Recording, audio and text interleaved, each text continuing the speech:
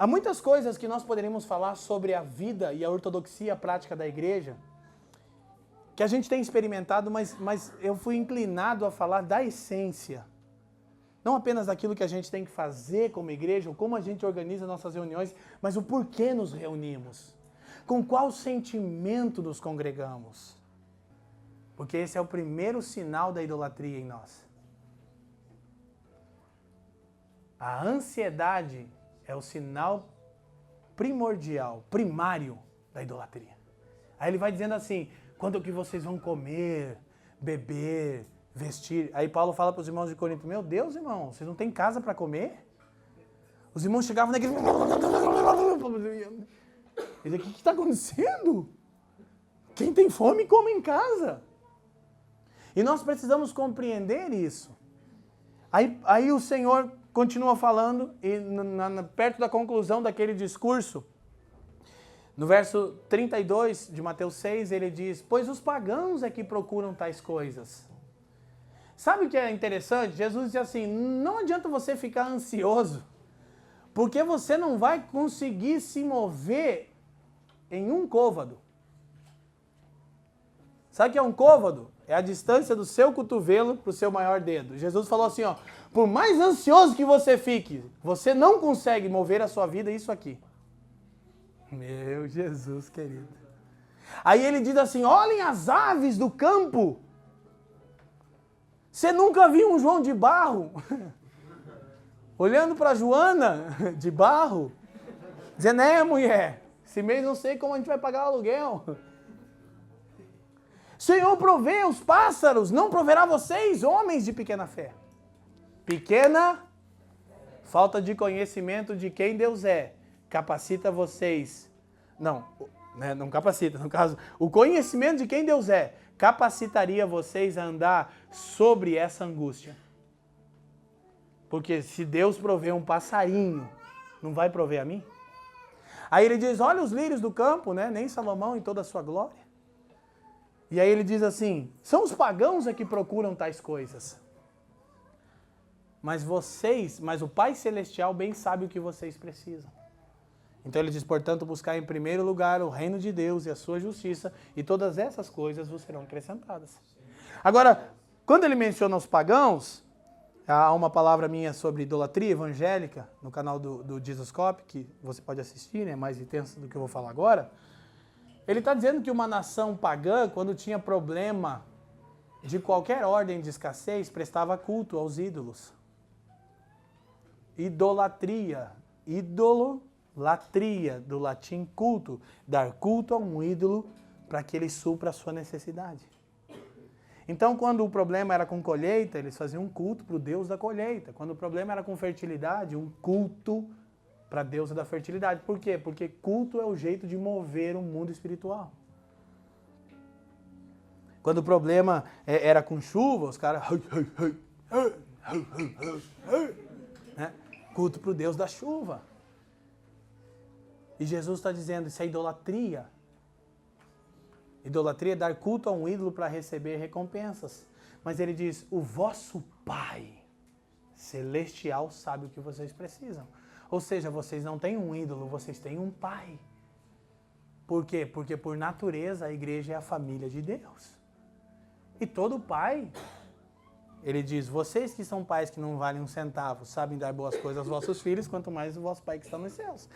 Então, ele está confrontando a mesma coisa que Paulo está confrontando. Paulo está dizendo, quando nós nos reunimos no partir do pão, que normatiza a vida da igreja, nós não nos reunimos para saciar a nossa própria fome, mas sim para servir aquele que tem fome. E aqui a gente já toca de novo, resbala na vocação da igreja. É impossível não fazer isso. Eu estava falando sobre isso, e estava falando como a gente precisa ter cuidado com essa coisa de tenho fome, tenho sede, mas essa fome é pela vontade de Deus ou é a fome do seu ventre? Porque Paulo diz que os inimigos da cruz de Cristo, em Filipenses 3, 18 e 19, são os homens que têm o seu ventre como Deus. Então quem é inimigo da cruz de Cristo? Os xiitas, os kamikazes, os muçulmanos? Não, todo e qualquer aquele que é guiado pelo seu apetite carnal é inimigo da cruz de Cristo. Isso é tão poderoso porque o que nos move é a fome. Quando Jesus foi batizado e recebeu o Espírito Santo, qual foi a próxima coisa que aconteceu com ele? Ele foi para o deserto ser tentado em jejum. Quando que o diabo apareceu, irmão? Qual é o detalhe que o texto de Mateus 4 diz? E teve fome. Quando ele teve fome, a serpente apareceu. Não foi assim com Eva, Gênesis 3:6, e vendo a mulher que a árvore era agradável para se comer. Quando ele teve fome, o diabo apareceu e falou, e aí, está com fome, né? A tentação está relacionada ao nosso apetite carnal. Então, nós precisamos compreender isso. Agora, Paulo começa a falar sobre a vida da igreja. A gente vai tocar no ponto já de Romanos, mas eu quero que fique claro algo aqui para nós. A primeira coisa que nós precisamos e necessitamos aprender sobre o principal ajuntamento que normatiza a vida da igreja, versículo 23 de novo. Porque eu recebi do Senhor o que também vos ensinei, que o Senhor Jesus, leiam para mim. Vamos tentar de novo. Que o Senhor Jesus... Não. Só até ali. De novo. Que o Senhor Jesus...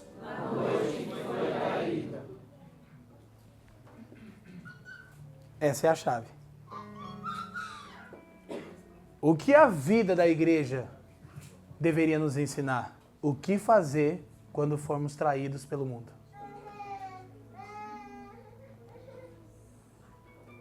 E o que alguns cultos dizem? Você tem que se revoltar! Irmão!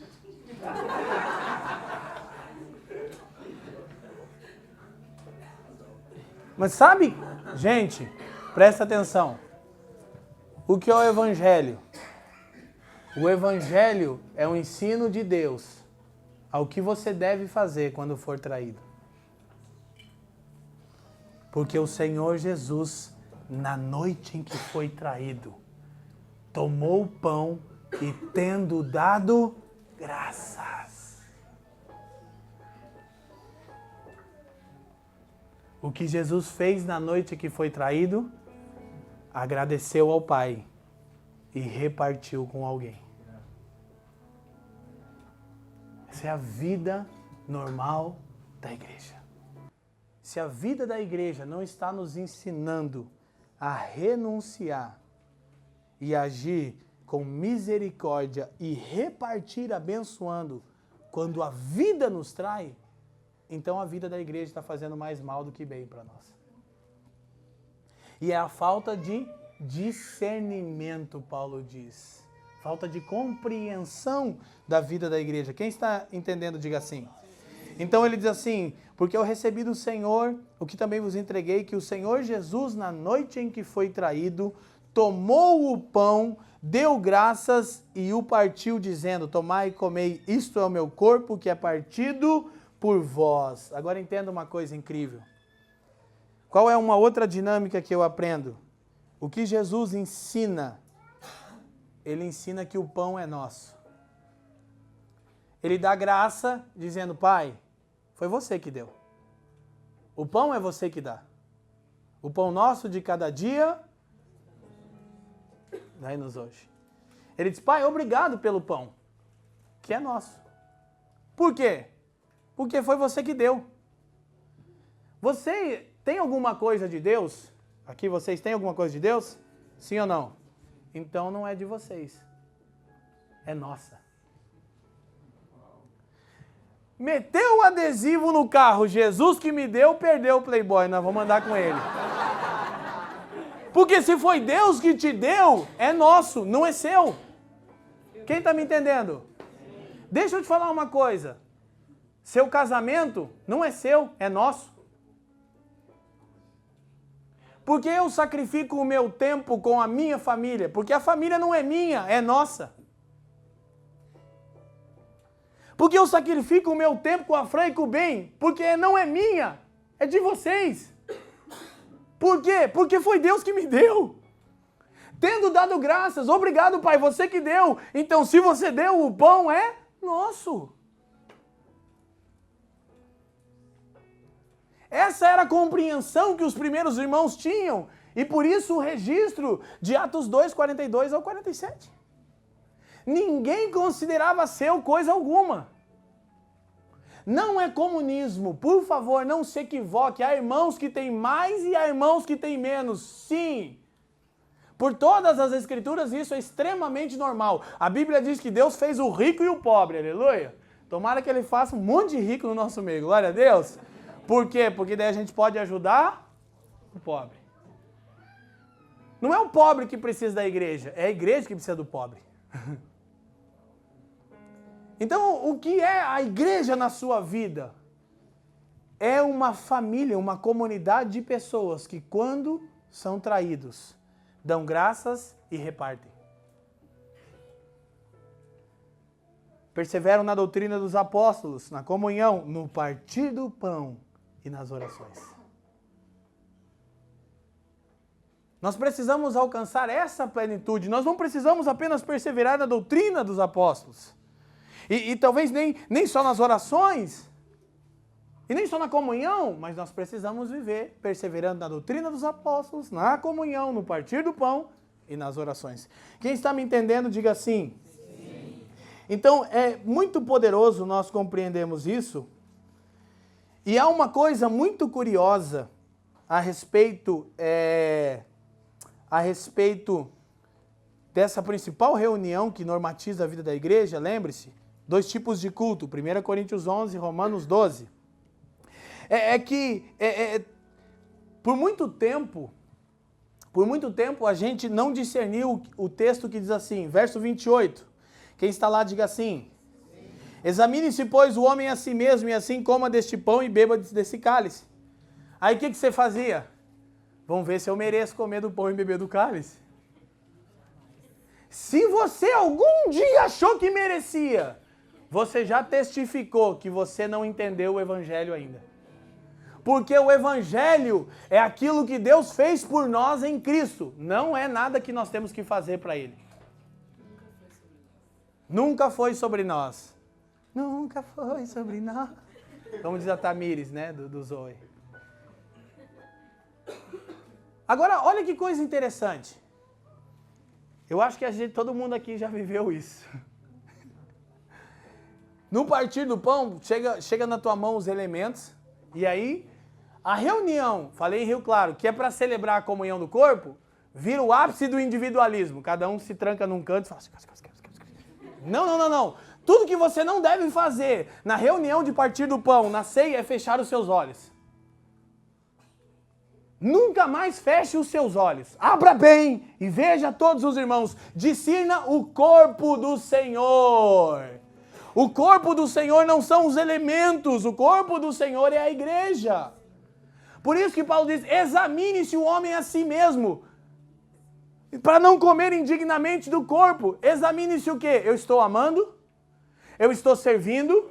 Eu estou considerando esse irmão em honra acima de mim? Porque se eu não estou, eu vou comer e beber condenação para mim. Porque essa família deveria viver considerando um maior do que o outro. Não tem a ver com o meu mérito. A ceia não é para quem merece, é para quem precisa. Glória a Deus. Agora, sabe o que é interessante? Aí chega lá, ninguém nunca passou isso, né? Eu lembro, pegava o copinho, ai Jesus, essa semana foi tensa. Aí você entrava no conflito, né? Qual conflito? Se eu comer, Deus me manda para o inferno. Se eu não comer, a igreja me manda para o inferno.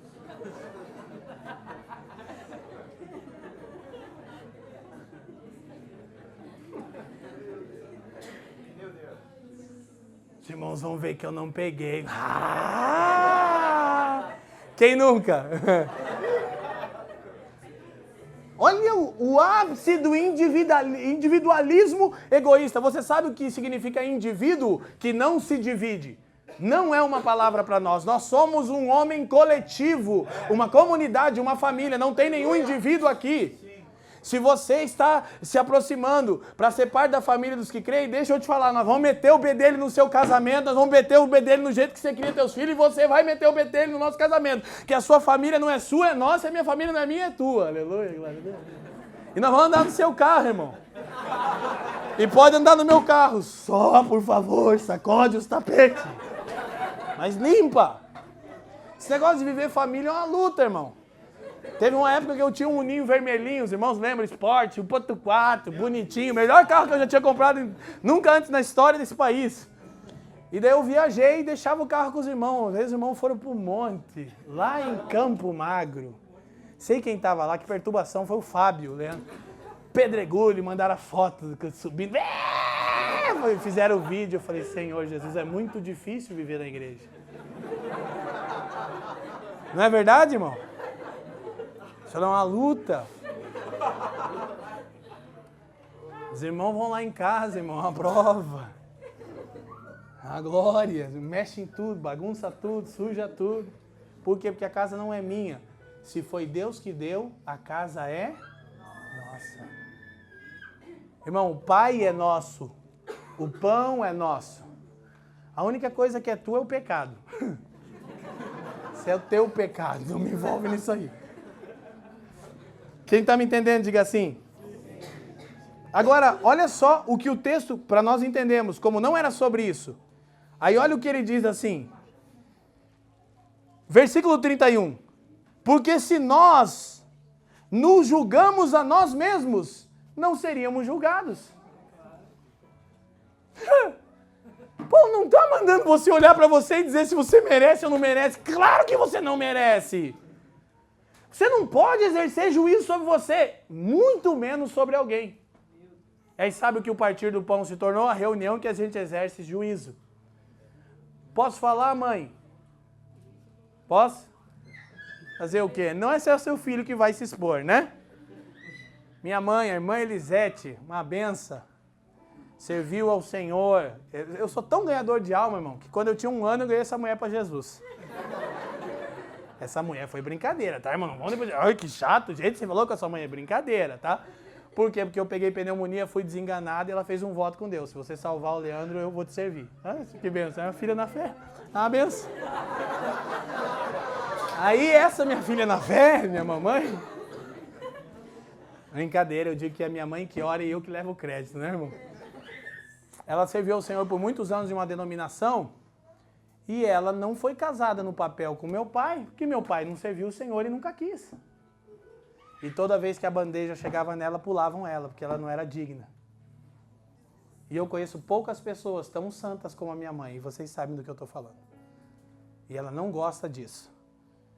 Mas poucas pessoas eu conheço que tem a intimidade e a santidade que a minha mãe tem com Jesus. Alguém mais aqui concorda comigo? O Delmo que o diga. Jesus revela tudo lá. Ministério Kodak lá em casa, na casa da mãe. Mas passava a ceia e falava, indigna, pula. A mãe nunca participou de uma reunião, não que eu tenha visto. E se não tinha, é porque não tinha mesmo. Já vi ela dar a passagem de ônibus dela. Não, filha, eu não vou para a igreja sem semear. Por quê? Porque eu tenho a natureza de Deus. Deus amou o mundo de tal maneira que deu. Então, se eu tenho a natureza de Deus, quando eu amo, eu pronto. Vou ler mais um texto bíblico. Chega uma hora que não dá mais. Muitos anos atrás eu cuidava de um culto que era na quinta-feira. E aí eu fazia oferta. Chegou uma hora que eu chamei o pastor e falei, pastor, acabou todos os textos da Bíblia. Os irmãos não querem, não. Continua falando, mas vocês não, pastor, o senhor não entendeu, eles não estão querendo dar. Porque eu me esgoelo, eu preparo até esboço, sermão sobre oferta, os irmãos não ofertam, é uma luta. Porque falta natureza e discernimento que o Senhor Jesus, na noite em que foi traído, deu graças e repartiu. Por quê? Eu dou graças porque eu reconheço que foi Deus que me deu. Se Deus que me deu não é meu, é nosso. Agora, quando eu uso o que Deus me deu para mim isso faz mais mal do que bem. Aí Paulo disse, esta é a razão, porque há muitos entre vocês fracos, doentes e outros que já morreram. Porque cada um se reúne no seu individualismo ali. Deus, eu preciso, eu quero, fecha o olho. Não, irmão, na reunião fica com os olhos abertos. Deixa o Senhor comunicar alguma coisa com você sobre o corpo dele. De repente o Senhor vai falar, você está vendo aquela pessoa ali? Precisa que você ore por ele. Agora, na adoração, o Senhor me inclinou a orar por alguém. Ora, pedindo fortalecimento. Isso é família, irmão, quem está me entendendo? A família dos que creem. Então, vamos um pouquinho para frente com isso. Mas aí, então, nós vamos perceber uma coisa. O que nós vamos perceber? Que 1 Coríntios 11 fala de um tipo de culto que faz mais mal do que bem. E curiosamente, preste atenção nisso. A gente não teria tempo para detalhar. Curiosamente, depois dessa repreensão acerca do culto, Paulo começa a falar sobre os dons espirituais e também sobre os demais ajuntamentos da igreja. Vamos a Romanos 12.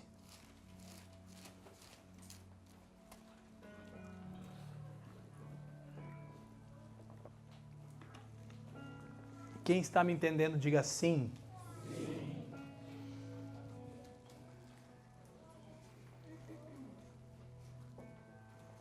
Eu não gosto de tópicos, porque eles normalmente atrapalham a compreensão, mas especificamente o tópico dessa minha versão, que é a Almeida, Revista e Atualizada da Sociedade Bíblica Trinitariana. O tópico diz assim, consagração a Deus, humildade e exercício dos dons e das variadas funções. O que a gente nunca percebeu nesse texto de Romanos 12, ou a maioria de nós não, é que Paulo também está falando sobre culto. E ele também termina falando sobre o uso dos dons, assim como em 1 Coríntios. Mas em 1 Coríntios, os usos dos dons fazem mais mal do que bem. Por quê? Porque eu estou exercendo o dom sem amor. Eu estou exercendo o dom para autopromoção. Mas o dom espiritual é para o desenvolvimento do meu homem interior e para a edificação da igreja. E quando eu faço isso em amor, o dom que eu tenho desenvolve o meu homem interior e edifica alguém. Mas na maior parte das vezes, por causa de falta de compreensão, nós exercemos o dom para a autopromoção. Tanto é que há aqueles que cobram pelo evangelho. E eu nem vou perder meu tempo, porque já ficou até moda falar disso e nós somos quase um dos pioneiros. A falar dos mercenários, a gente já falou tanto, faz tantos anos, irmão, que nós já Jesus um dia falou pra gente, irmão, deixa Saul morrer pela própria espada.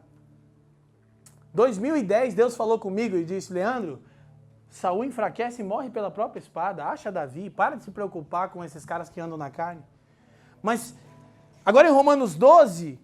olha o que diz o versículo 1. Rogo-vos, pois, irmãos, pela compaixão de Deus, que apresentei os vossos corpos em sacrifício vivo. Irmão, presta atenção. Primeira coisa, nesse modelo de culto que Deus deseja, diferente de 1 Coríntios, todo mundo se reúne e come apressadamente. Eu tenho fome, eu quero nutrir o meu apetite carnal. Aqui Paulo diz, comecem da seguinte maneira. Ofereçam em sacrifício os apetites carnais de vocês. Isso vai fazer com que cada vez que nós nos congregamos na ortodoxia da igreja, a gente vá a lugares mais profundos em Deus. Olha o que ele diz. Que apresentei os vossos corpos em sacrifício vivo, santo e agradável, que é o vosso culto racional. Esse é um culto inteligente.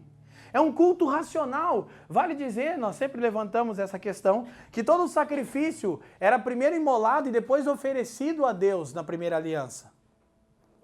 Logo, não era vontade própria do animal ser sacrificado.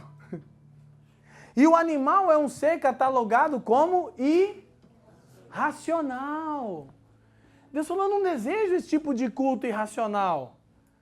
Porque o animal era imolado e depois oferecido, porque até mesmo um animal irracional não subiria no altar do holocausto voluntariamente.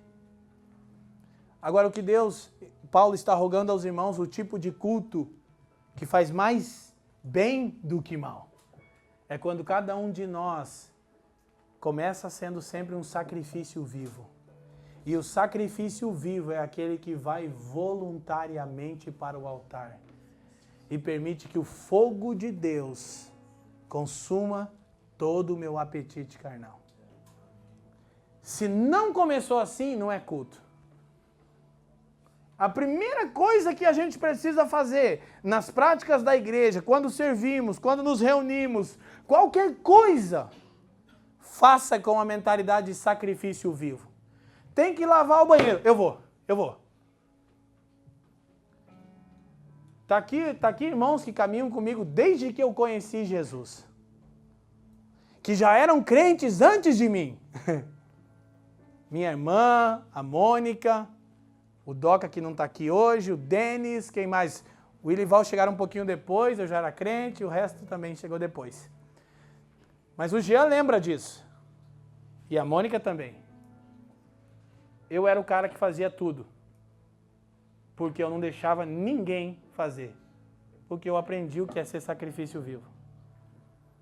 Cansei de virar a madrugada jogando água no prédio de uma igreja enorme, esfregando o chão. Anja, chamava meus discípulos, falava, quem anda comigo vai lavar piso. Os caras, meu Deus, tá frio. Não, vamos lavar.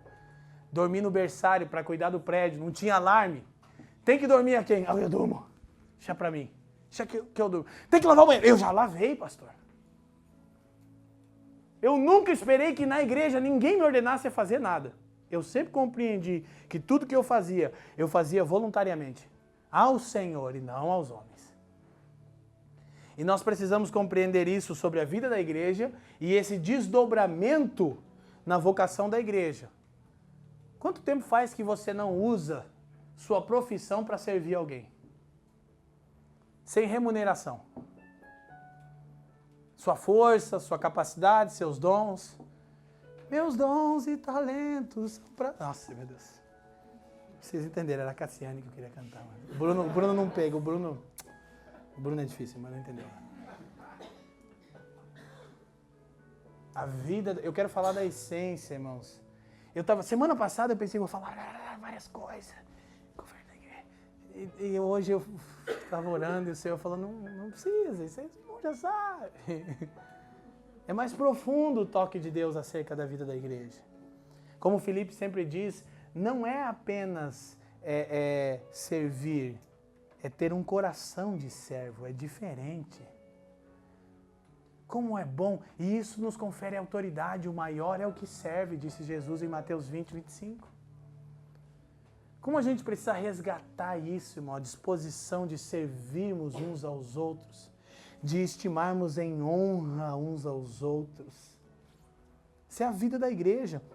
Então Paulo continua, fala do culto racional, né, em detrimento do culto que era oferecido a Deus, o culto irracional. E não ser desconformados com este mundo, com este século, mas transformai-vos pela renovação do vosso entendimento, para que experimentais qual seja a boa, agradável e perfeita vontade de Deus.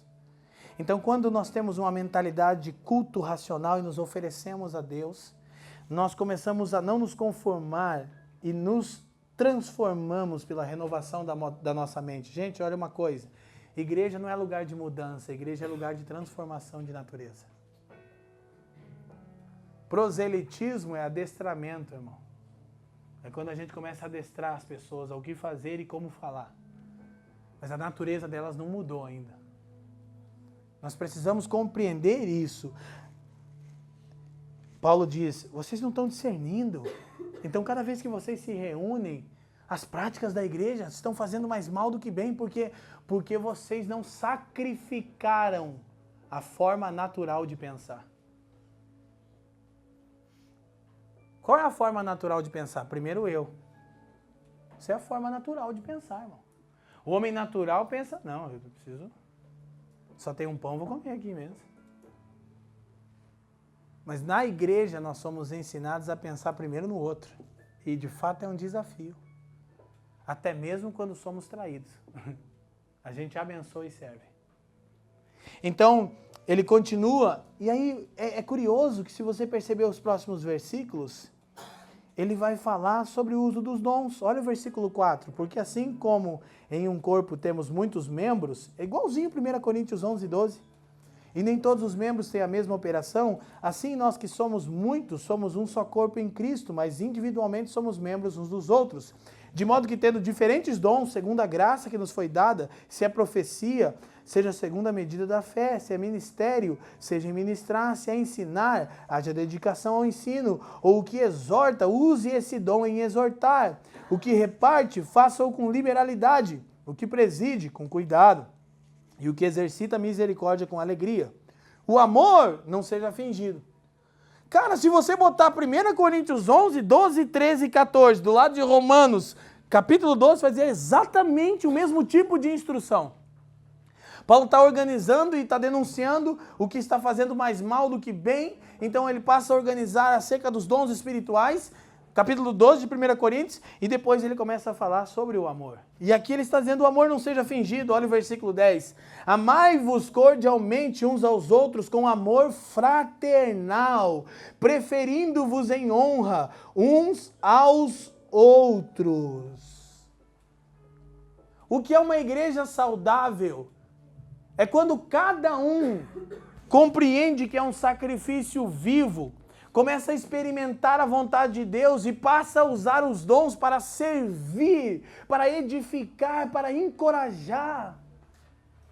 Nas mais variadas formas. Então, ele diz, assim o amor não seria fingido, nós nos amaríamos cordialmente, com amor fraterno, preferindo uns aos outros em honra. Olha o versículo 13. Comunicais com os santos nas suas necessidades, segui a hospitalidade. Comunica com os irmãos nas suas necessidades, irmãos. Comunicar é quando você reparte, você abençoa, você socorre, você se dispõe. E não necessariamente nós estamos falando só de finanças. Talvez vocês encarem uma situação que vocês dizem: irmão, eu não tenho finanças para te abençoar, mas que outro jeito eu posso te ajudar? Que outro jeito eu posso te servir? Então, isso é incrível, irmãos. Aí o versículo 15 diz assim: alegrai-vos com os que se alegram e chorai com os que choram. Um amigo meu, Anderson Silva, disse algo sobre isso que realmente mexeu comigo. Ele disse: é mais fácil chorar com os que choram do que se alegrar com os que se alegram.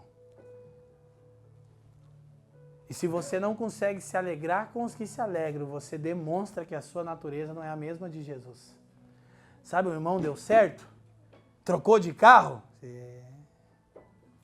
Quando chora é mais fácil, vamos chorar, tá todo mundo ferrado, vamos chorar, né?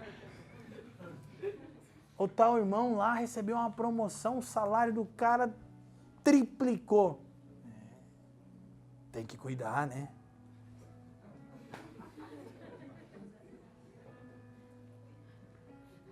É mais difícil, irmão, se alegrar com os que se alegram. E isso demonstra mais o quanto de Cristo há em nós. Não consegue vibrar, não consegue se alegrar quando alguém é abençoado, quando alguma coisa é agregada a alguém. Irmão, por favor, isso não é família, irmão. Bruno e a Miri ganharam um carro. Quando eles ganharam, eu chorei junto. Falei: meu Deus, que maravilha, ganharam um carro, que bênção, eu nunca ganhei nada.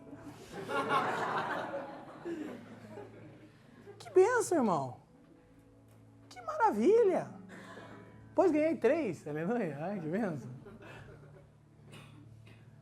Isso é uma maravilha, irmãos. Quando alguém, o Faf e a Jaque sabem disso, a gente e outros irmãos, os irmãos do presbitério, que a gente desfruta um pouquinho mais, tem mais tempo junto, irmão, a gente vibra junto. Que legal, que bênção. Graças a Deus. Eu quero mais é que os irmãos se dê bem, irmão. Então, isso é parte da vida da igreja. Então, versículo 20, só para a gente não passar disso, isso é bem básico. Portanto, se o teu inimigo tiver fome, dá-lhe de comer.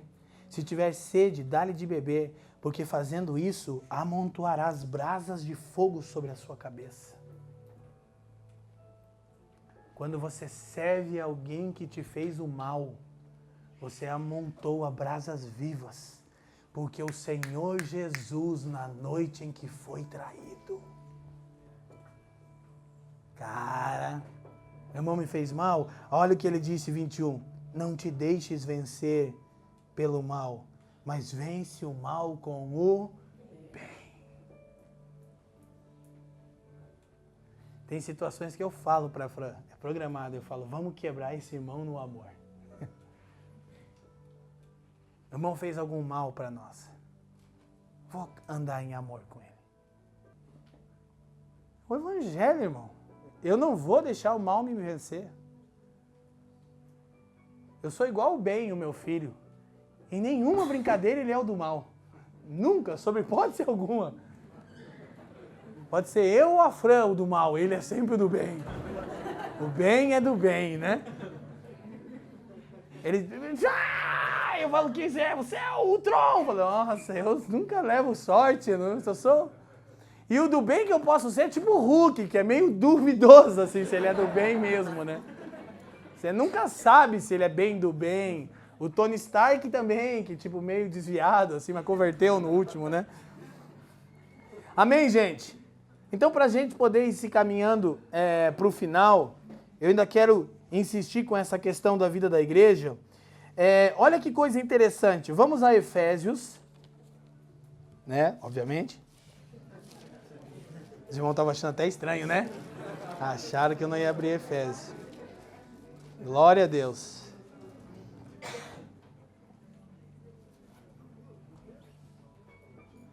Realmente eu espero que a essência dessa aula seja mais importante para nós do que a informação, porque falar sobre a vida da igreja, sem falar de como nós estamos experimentando, ou eu que estou falando, não sou eu, outros irmãos poderiam testemunhar, mas o microfone está na minha mão.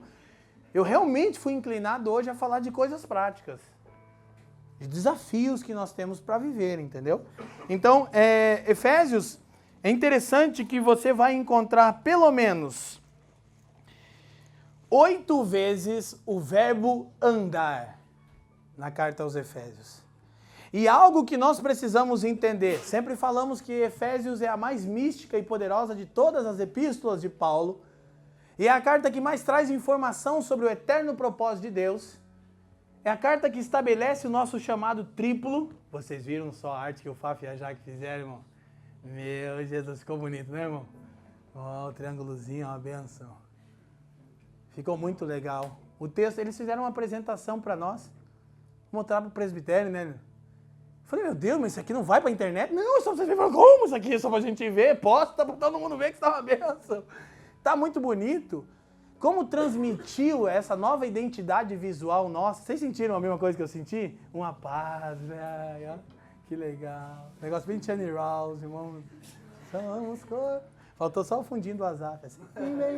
Vai vir, vamos chamar o Azaf. Então, gente, olha que interessante. Pelo menos 8 vezes a expressão andar.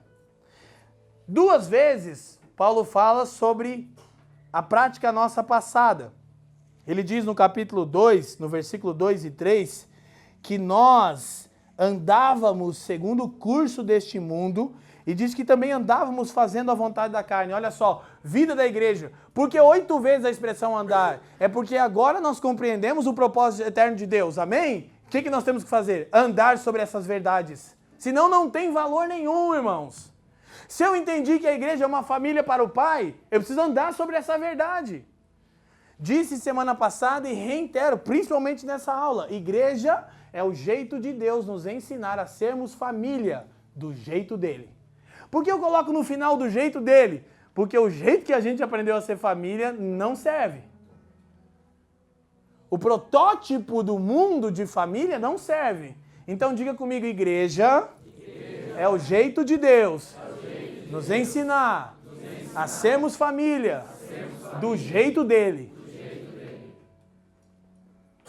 Então você vai encontrar as linguagens da vida normal de uma família.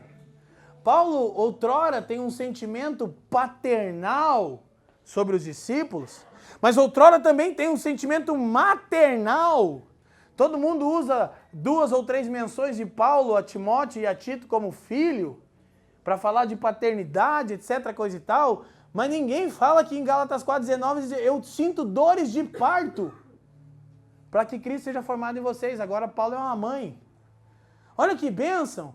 Paulo, o que você é? O que você precisa que eu seja?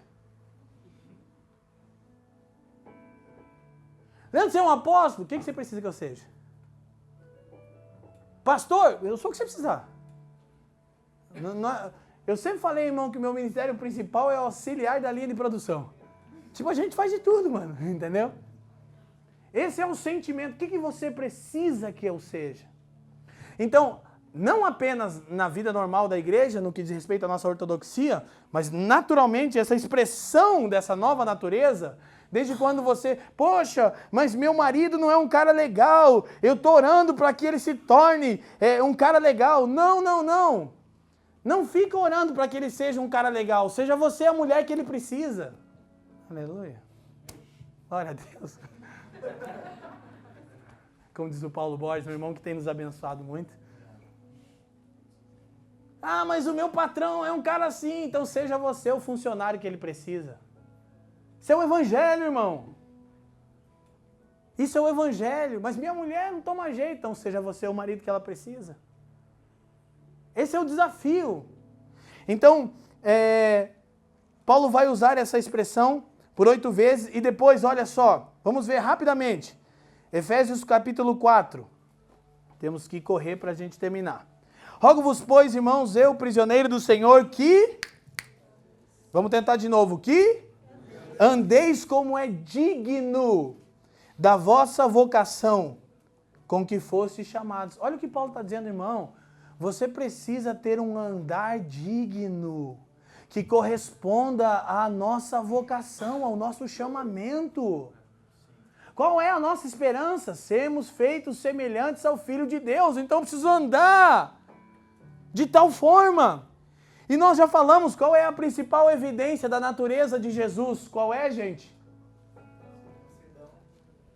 Mansidão e humildade. Ele disse, aprendei de mim, que sou manso e humilde de coração. Olha que interessante o próximo versículo. Paulo diz, na igreja você tem que andar de forma digna com a sua vocação. Versículo 2, com toda a humildade e mansidão. Por quê? Porque Paulo está dizendo, se você entender o que eu disse do capítulo 1 ao 3 sobre o propósito eterno de Deus, que agora nós desfrutamos da mesma natureza do Cristo, então espera-se que andemos como ele andou, com mansidão e humildade. Aí o texto ainda diz assim, com longanimidade. Isso aqui é... Sou pavio curto! Você nasceu de novo? Irmão, uma das coisas mais difíceis do evangelho que eu já ouvi veio da boca do pastor Marcos de Souza Borges. O Cote. Quem não tem domínio próprio, tem demônio próprio. Primeira vez que ele falou isso, eu quis me jogar embaixo de um caminhão. Eu falei, não tem jeito. Que eu tenho um satanás no meu corpo, então. Ah, mas essa é a minha personalidade. Mas agora você não tem mais a sua personalidade. Agora você tem a personalidade de Cristo. Não que seja fácil, não que seja romântico, irmão. Mas deixa, vive na igreja que Jesus vai te alinhar. E essas coisas é que você pensa. Uma vez eu me lembro, berçário. Tem oração que eu fazia para Deus que é engraçado. Estava orando no berçário lá, 29ª igreja do Evangelho Quadrangular, na rua Carlos de Laerte, 60, 70 alguma coisa. Falei, Jesus, quebra o meu orgulho. Naquela semana foi um tal de irmão me humilhar e me expor. Aí eu falei, Senhor, ele disse, você não pediu? Falei, mas eu pensei que essa parada de quebrar orgulho, tipo, na oração resolvia eu sair em humildão. Ele falou, não tem isso de humildão, eu vou te expor, você vai ser humilhado, as pessoas vão saber o quanto soberbo e orgulhoso você é. Não, você não falou? Tem jeito não, irmão. Tem coisa que Deus só trata de um jeito, na vida normal da igreja. Ei, Luquinha falou, testemunho bom na conta, mesmo sem perguntar para os irmãos se pode. Lucas falou para mim, mano, eu entendi uma coisa. Eu preciso me comunicar melhor com os irmãos. Aí a Pri, né, mulher de Deus, já defendeu. Ele é uma bênção, né? Eu falei, não sei que ele é uma bênção. Mas é que as pessoas não entendem ele de vez em quando. Olha que maravilha. Falei, Lucas, eu sou igual. Mano, quantas vezes... E aí, não tá pronto esse processo em mim, não. Quantas vezes eu ouvi para as pessoas dizendo para mim assim, Leandro, o problema não é o que você fala é benção, o problema é o jeito que você fala, né, Jaqueline? Crente. O problema é o jeito. Acredita que eu consigo brigar com a Jaque? Tem uma vez que nós estávamos ministrando num lugar, é bom sentido, calma, os caras ficam tudo preocupados, que o Brasil está assistindo. O cara é tão ruim que briga com a Jaque. Silêncio, eu sou Deus. E eu, silêncio! Nós estávamos numa viagem para as Paraíba, lembra? Deu uma tretinha com a Jaque, né? Ela falou, né? A Jaque, sei lá, o Estevam. Meu Deus, nunca dá certo, Jaque. Toda hora, você tem uma coisa para me dizer? O Espírito da Fran está sobre você, pelo que te ungiu, para.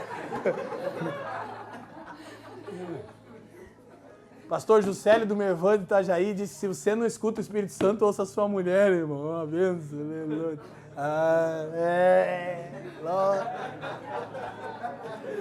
Amém? Amém, gente? Então, olha que coisa incrível. Rapidamente, algumas coisas sobre andar.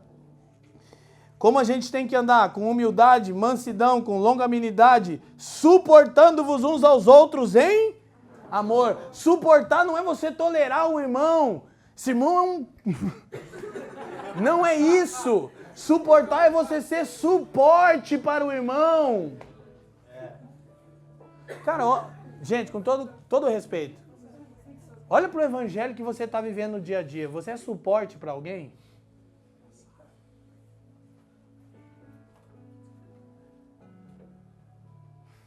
Você é suporte para alguém? Não, eu ministrei no Rio de Janeiro, sexta à noite, sábado de manhã, sábado à tarde, sábado à noite, domingo de manhã. Depois de cada ministração de 3 horas, né? Sabe o que acontece sempre quando eu termino de ministrar? Forma uma fila de pessoas. Falo, ai, Jesus, preciso falar com você só uma coisinha. Conta a vida inteira. Ai, pode orar para mim? Pode orar para mim? Pode. Diz os copos do ano passado, 4.000 pessoas. Eu falei, irmão, eu paro por uma pessoa. Estava empolgado com a Heidi Baker, né? Acabou a reunião, fiz uma fila quilométrica. O povo foi, almoçou, comeu. Eu cheguei lá, estava já tudo frio. Mas eu cheguei feliz.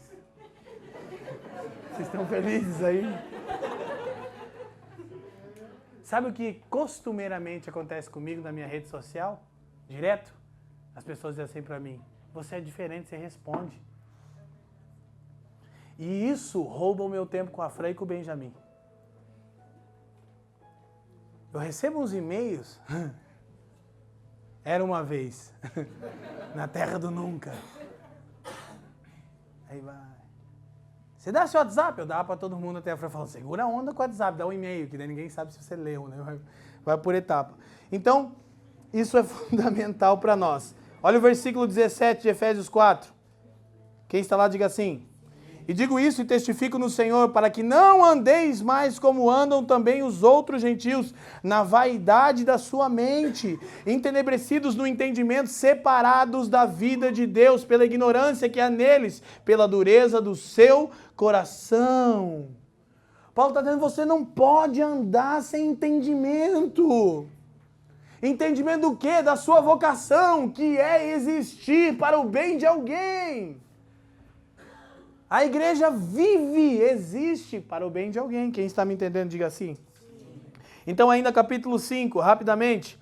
Olha o versículo 2. Andai em amor, como também Cristo nos amou e se entregou a si mesmo por nós, em oferta e sacrifício a Deus em cheiro suave. Olha o que diz o versículo 8. Porque noutro tempo erais trevas, mas agora sois luz no Senhor. Andai como filhos da luz. Essa é uma característica primordial da vida da igreja. 1 João capítulo 7, versículo 9, diz, se andarmos na luz como Ele na luz está, temos comunhão. Comunhão só existe onde há luz. E luz é quando você diz, irmão, eu sou uma droga. Me ajuda. Aí você começa a ter comunhão. Aí ele diz assim, se andarmos na luz como Ele na luz está, temos comunhão uns com os outros. E então o sangue de seu Filho nos purifica de todo pecado. Andar na luz é andar na santificação.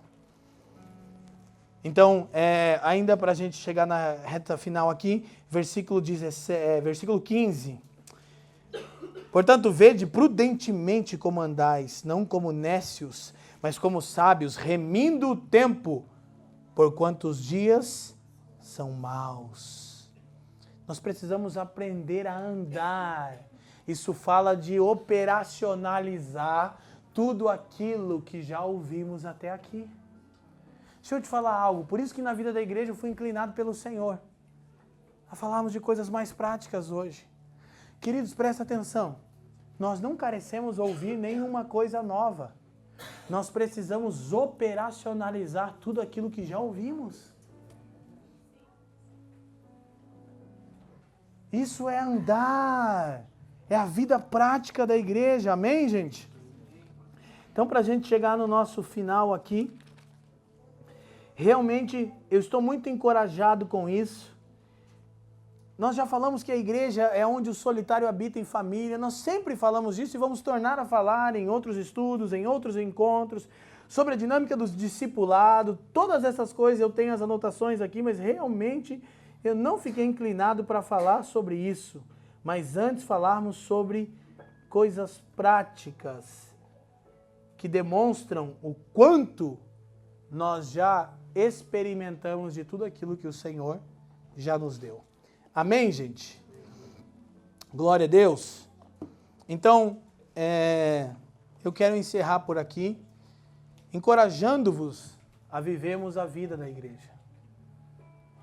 Dentro de toda a sua complexidade, que é viver em família, em comunidade, dentro de toda a sua dinâmica, a andarmos sobre as verdades que já aprendemos a respeito da natureza da igreja. Para que semana que vem nós possamos falar sobre a vocação da igreja, que é algo extremamente importante para nós. Amém, queridos? Posso orar por isso e aí quero ouvir o testemunho. Pai, te damos graças por esse tempo aqui e nós pedimos no precioso nome do seu Filho que você nos leve a vivermos a vida normal da igreja, Senhor. Preferindo em honra uns aos outros, suportando uns aos outros, edificando uns aos outros, amando uns aos outros, servindo uns aos outros, exortando uns aos outros, admoestando quando necessário uns aos outros. Senhor, nós queremos andar sobre tudo aquilo que nós já ouvimos até aqui. Nós queremos, de fato e verdade, nos tornarmos a família dos que creem. Uma grande família. Oramos pelos nossos irmãos que nos assistem também, que sejam abençoados com graça, com favor, sejam encorajados a andarem nessas verdades que você tem comunicado conosco. Te damos graças, Senhor, no precioso nome do seu Filho. Amém.